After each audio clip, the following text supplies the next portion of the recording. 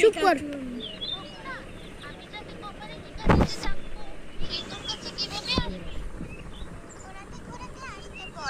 তাহলে আমি চিনতে পারবো। ঠিক আছে, আয় আমার গোলাপ ফুল, ঘোরাতে ঘোরাতে আয়।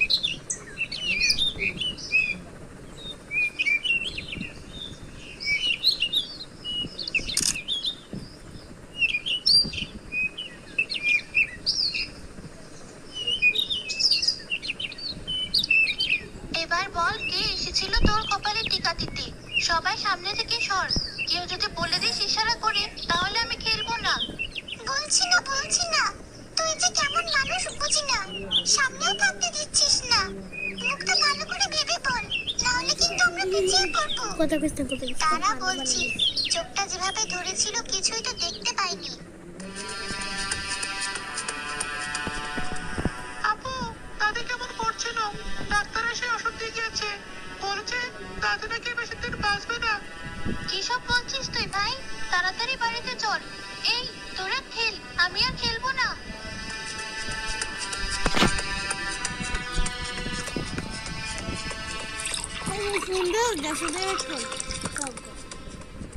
দাদি, তোমার কিছু হয়নি? তুমি সুস্থ আছো? তাহলে ভাই মিথ্যা কেন বললো? কি মিথ্যা বলেছে দাদু ভাই?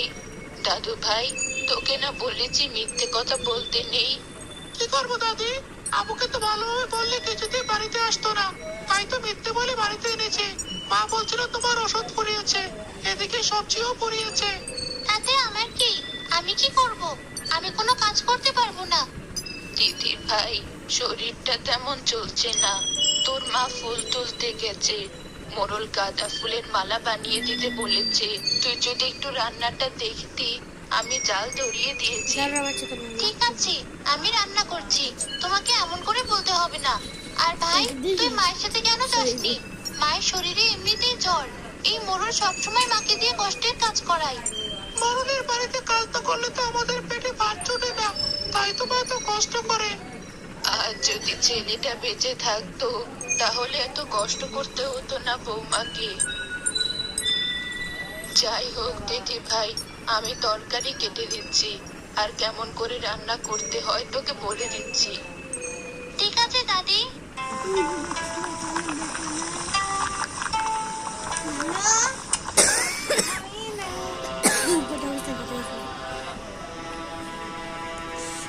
কি হয়েছে মা? তোমাকে এমন দেখাচ্ছে কেন? শরীর খারাপ নাকি? পায়ে কি হয়েছে? এমন খোঁড়াচ্ছ কেন? আসলে গাছ